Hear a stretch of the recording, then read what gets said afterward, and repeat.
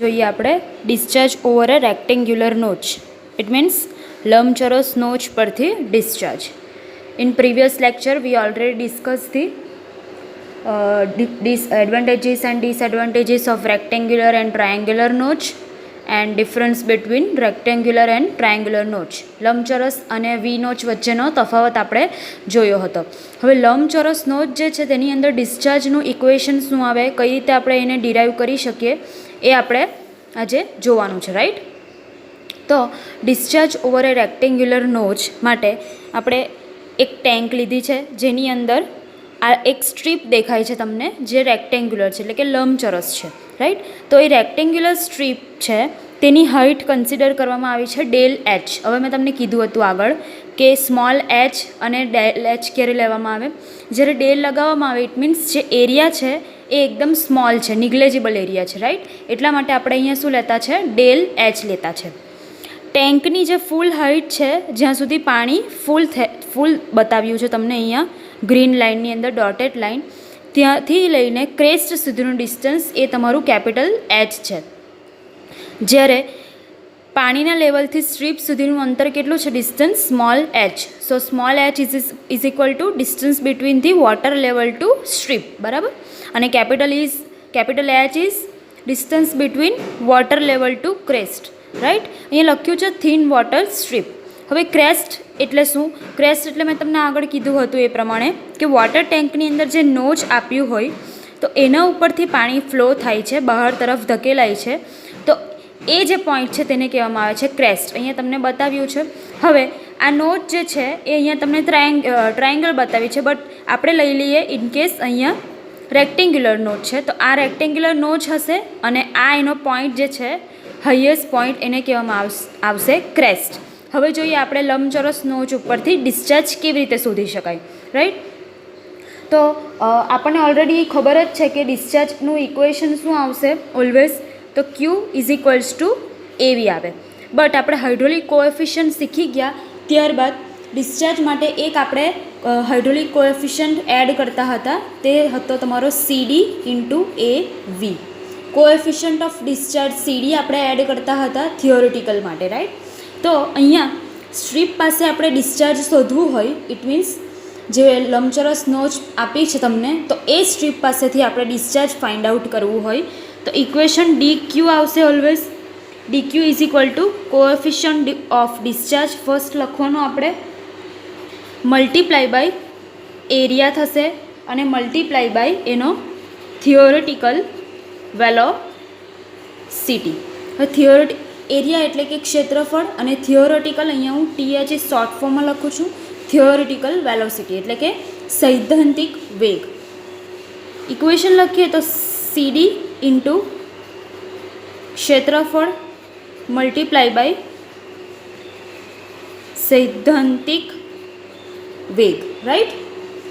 હવે સૈદ્ધાંતિક વેગ લખાઈ જાય ત્યારબાદ જે સ્ટ્રીપનો એરિયા છે, તો સ્ટ્રીપનો એરિયા શું થશે, આ સ્ટ્રીપનો એરિયા શોધવાનો છે આપણે, ક્ષેત્રફળ શોધવાનું છે. તો શું થવાનું, લંબચોરસ એટલે લંબાઈ ગુણ્યા પહોળાઈ. એની લંબાઈ જે છે એ તમને અહીંયા આપી છે ડેલ એચ સ્મોલ ડેલ, અને એની પહોળાઈ જે છે એ તમને એલ આપી છે.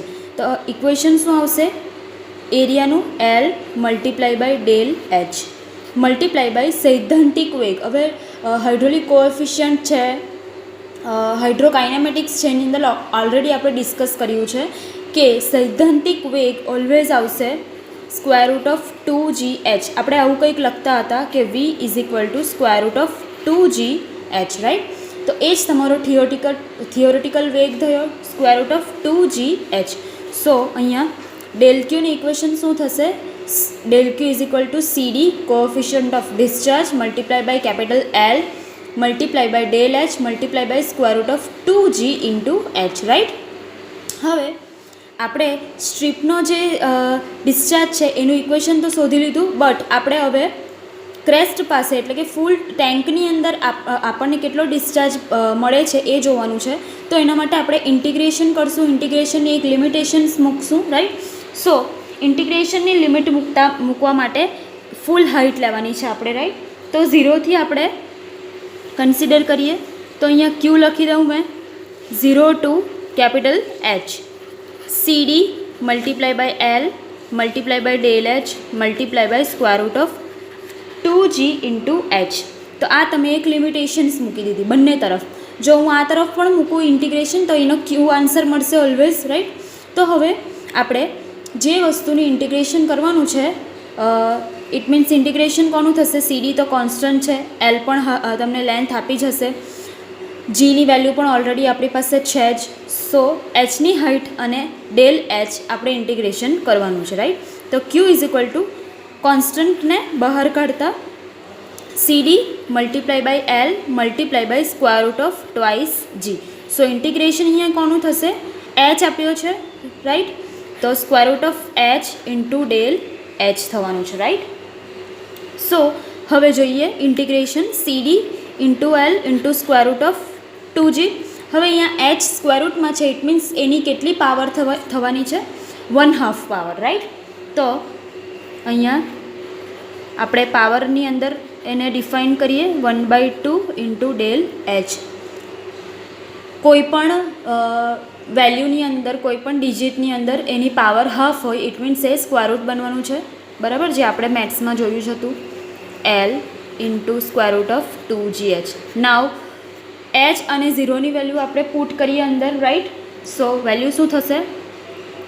ઇન્ટિગ્રેશન ઓલવેઝ શું આવશે તમારું?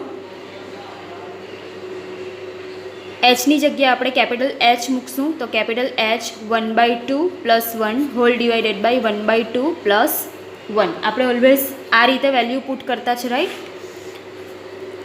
એચની વેલ્યુ છે જે આપણે સ્મોલ એચની જગ્યાએ એચ પુટ કર્યો છે, બટ આપણે ઝીરોની વેલ્યુ પણ પુટ કરશું તો એ ઝીરો જ થવાનું છે. એટલે ઓલરેડી અહીંયા આપણે કેપિટલ એચ ઓલરેડી આપણે લખી દીધું છે. So CD into L into square root of 2g. હવે એલસીએમ લઈએ. સો એલસીએમ લઈએ આપણે 1/2 પ્લસ 1નો એલસીએમ લેતા. So 2 multiply by 1 is equal to 2, 2 plus 1 એટલે કે 3. સો 3/2 એન્ડ નીચે પણ એ જ વેલ્યુ થવાની છે તમારી, રાઈટ. સો ક્યુનું ટોટલ ઇક્વેશન શું આવશે? 3/2 ઉપર તરફ આવવાની છે વેલ્યુ.